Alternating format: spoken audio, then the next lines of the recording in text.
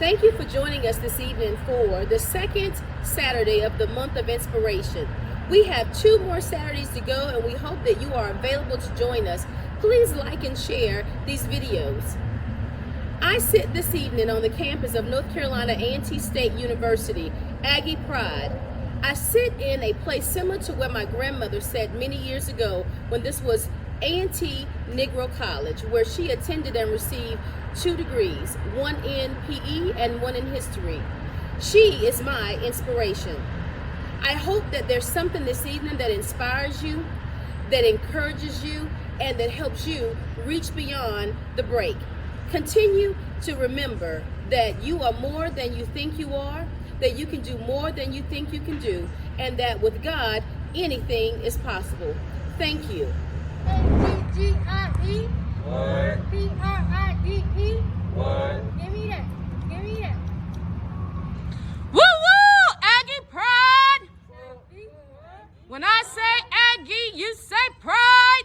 Aggie. Pride. Aggie. Pride. When I say Aggie, you say pride. Aggie. Pride. Aggie. Pride. Aggie. Aggie. Pride. Pride. Aggie. Aggie. Aggie. Aggie. What inspires me is my mom. She inspired me to become the better person who I am today, and she is my rock and my sidekick.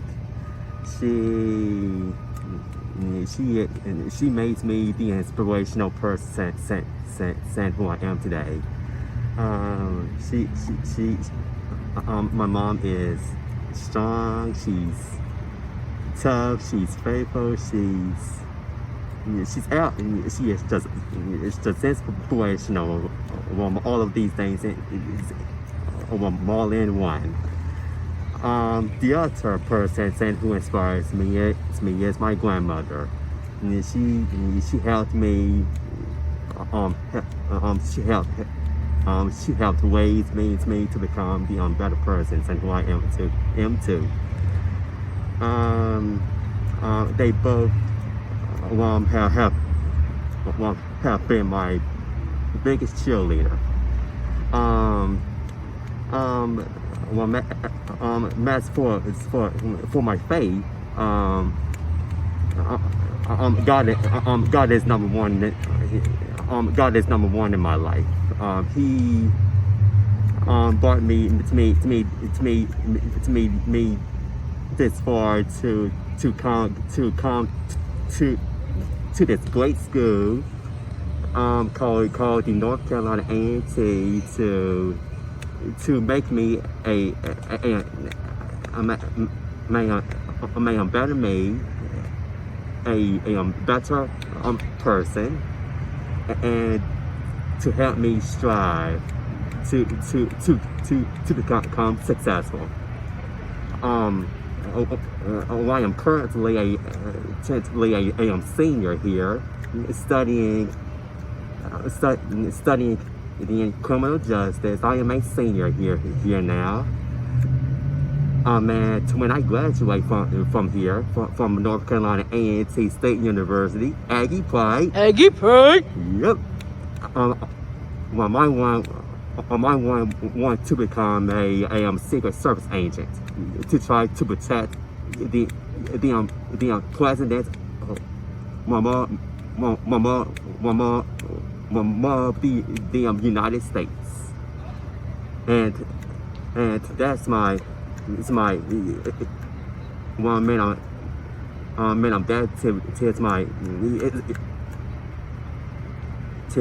my passion to become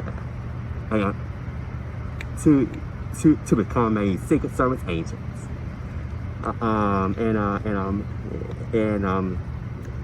when that's it's my inspirational. Thank you. I'm inspired by art. I'm inspired by life itself. I'm inspired by the people and experiences around me. All right, so I'll be presenting a poem this evening written by myself Inspiration is this. Inspiration is this, and inspiration is that. Inspiration is often found in the deepest, darkest place where the sun kisses my saddened face. Inspiration is knowing when to catch hold of the wind and when to let go. Oh God, how I love you so. I love you so much to allow you to help me grow. Inspiration is what I've learned from my past, even when people telecast all of the bad and none of the good.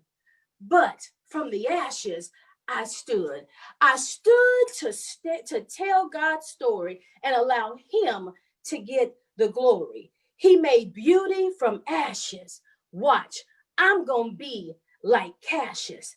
I'm going to show the world what inspires me. It's my faith in the future. It's my pain from my past, the tenacity for tomorrow, forgetting my failures and my sorrows. My inspiration helps me to thrive, to inspire, to educate. My inspiration is this, and my inspiration is that. Thank you. Hi, my name is Dr. Bria Willingham. I am an associate professor of criminal justice, and I do a lot of research related to mass incarceration. I am particularly interested in mass incarceration's impact on families of those who are incarcerated, the communities from which they come from, and higher education in prison. I'm also interested in women in the criminal justice system, particularly Black women's experiences within the criminal, well, as I like to call it, injustice system. Oftentimes I am asked, how did you get involved in this type of research? And I always answer that question by half jokingly saying, prison is my family's business. And I say that because I have two incarcerated relatives, a brother and a nephew, who are both serving life sentences in the state of Pennsylvania. So it was my own family's experience with mass incarceration and being, mothers and sisters and aunts and cousins and daughters, etc., of two men who are serving life sentences. Also, my father was previously incarcerated. I have a sister who is often in and out of jail. And so my entire family has been impacted by mass incarceration. So that was that was really my motivation, I'll say, into learning more about how a system not only impacts my family, but millions of other families like myself. As you know, there are over 2 million people who are incarcerated in our nation's prisons and jails.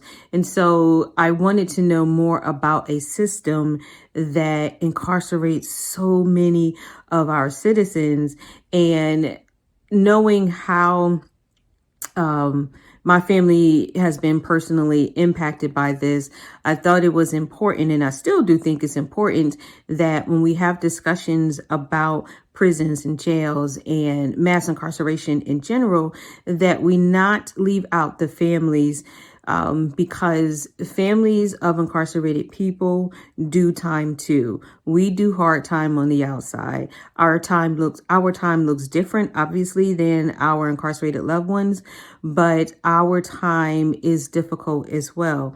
So from that, then I wanted to learn more about other facets of the system. And I became interested in women's experiences because, again, when we have these discussions about incarcerated people or about the prison system in general, it's always from the male's perspective. And that is primarily because when prisons were first created, they were created with men in mind.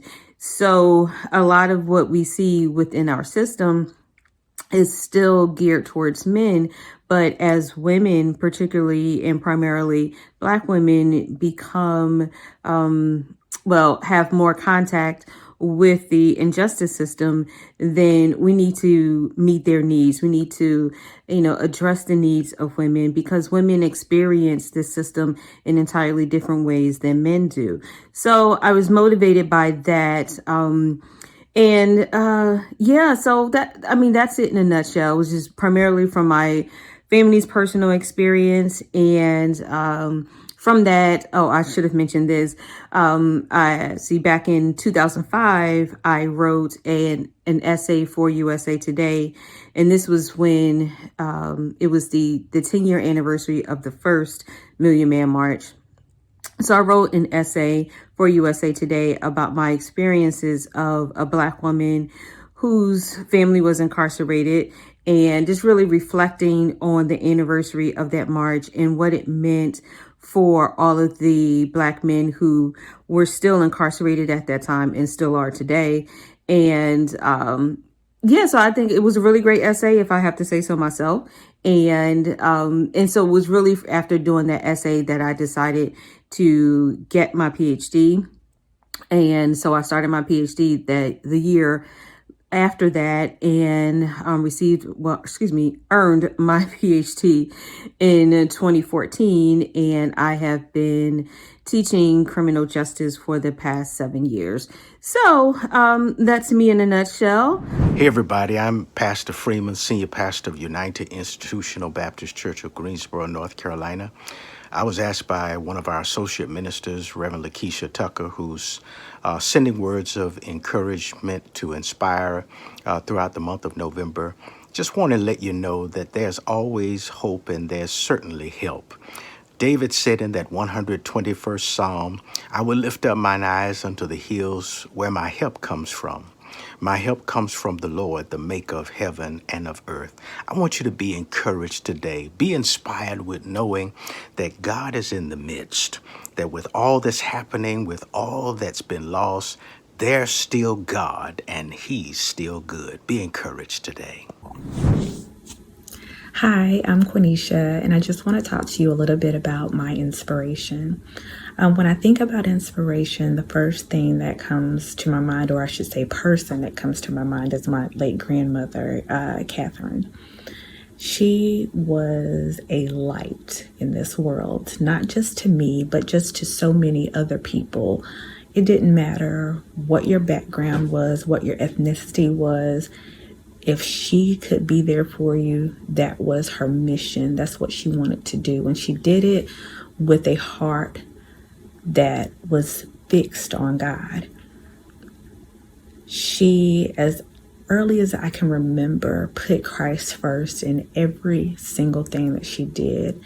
She just truly embodied Christ, and it showed through the life that she lived. My grandmother is the type of person that you would say never met a stranger. She could go up to anyone and just witness to them and have a conversation with them and, just turn frowns upside down. I mean, you name it. I feel like she had the ability to do it because she had God on her side. We had this ongoing joke with her that she had more cars than anyone in the world. And what I mean by that is, you see, my grandmother lived to be 102 years old, and she did not drive. I believe she tried once. That didn't go so well, and she just said, nope, not doing that. And but she could get anywhere she needed to go, and that was one thing that, we always joked about, saying, you don't even drive, but you go more places than anybody that we know. And that was because people were eager to be in her presence. I mean, she didn't have to beg for someone to take her anywhere. People wanted to. They wanted to be in her presence. I feel like people knew the type of wisdom and knowledge that she had and what she would be able to give to you just in that short car ride, or, whether it was just going to the grocery store or to the union, which she loved to go to the church union. There was going to be a treat in store for whoever was going to drive her.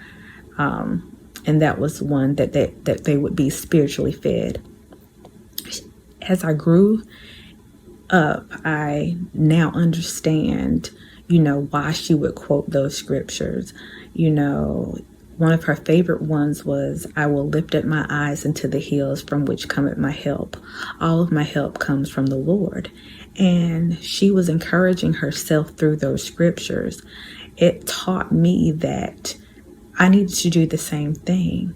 When I'm going through, when situations arise that I don't know how to handle, there's always something in the scripture that will remedy that situation.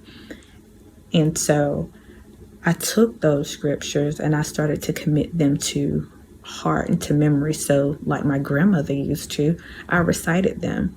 And that in itself just lifted me up and helped me to grow spiritually as well. It made me want to be a light for someone else as well. She lived a life that was giving, and it has now inspired me to be a giver. She loved children, and I too have a passion for children and just want to do all that I can to give back to them. So I would have to say that's why she's my greatest inspiration.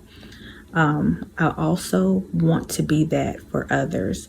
So I have challenged myself. I would challenge anyone looking at this video to do that. Make sure that you're living a life that someone will one day look at you and say, you know what? You made a difference in my life. You helped me to get from point A to point B.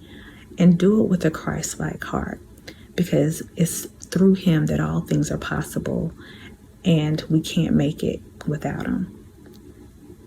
My grandmother is my inspiration, not because of who she was in the world, but because of who she was with God. So my grandmother is my inspiration, but Christ is the ultimate inspiration. Be blessed.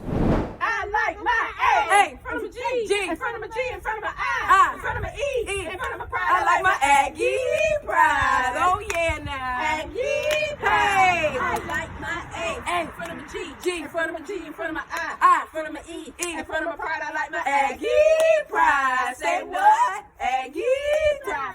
I like my A. In front of a G. G. In front of a G. In front of my I. I. In front of my E. E. In front of my pride. I like my Aggie pride. Say what? Aggie pride. Take it to the ground, y'all. Aggie pride. Pick it back up now. Aggie pride. Aggie pride now. Aggie pride. Woo! Lakeisha's first book was about a struggle that her daughter Ella was having in school. Her daughter was being teased by teachers and students because her hair was so big they could not see around. So her mother wrote a book to help her support and encourage to show that she's beautiful just the way she is. This book is great for teaching social and emotional learning for children maybe having low self-esteem issues or struggling with self-image. Please support Lakeisha in purchasing this book and help your children, your niece, your cousin, your family members to learn about self-love. As a mother of a young Black daughter, it was always important to me that she would grow up and embrace who she is, even when life told her otherwise. And that's one of the things that I love about the book, I Just Want to Be Me, by Lakeisha L. Tucker. It helped me to have a conversation with my daughter about that very thing, but also provide some foundational scriptures in the book that allows my daughter to, when she's not talking to me, she's checking the scriptures to see what God has to say about her, because ultimately he made her fearfully and wonderfully. But there's also some questions in the back of the book. If you don't know where to start or you don't know what to say, it helps to kind of guide those conversations with our young girls. So whether you have a daughter, you know someone that has a daughter, or if you're trying to heal the little girl inside of you, I encourage you to pick up the book, I Just Want to Be Me by Lakeisha L. Tucker. You will not be disappointed. Wow, what a wonderful way to end your Saturday evening. I have been inspired, I have been encouraged, and I am looking forward to the next 2 weeks of the month of inspiration. I hope that you'll join us for the next 2 weeks. I hope that you like and share the videos that you've heard for the last 2 weeks. If by chance you missed last week, no worries. Go back. It's on Facebook and it's on YouTube. Thank you so much for joining us. Thank you.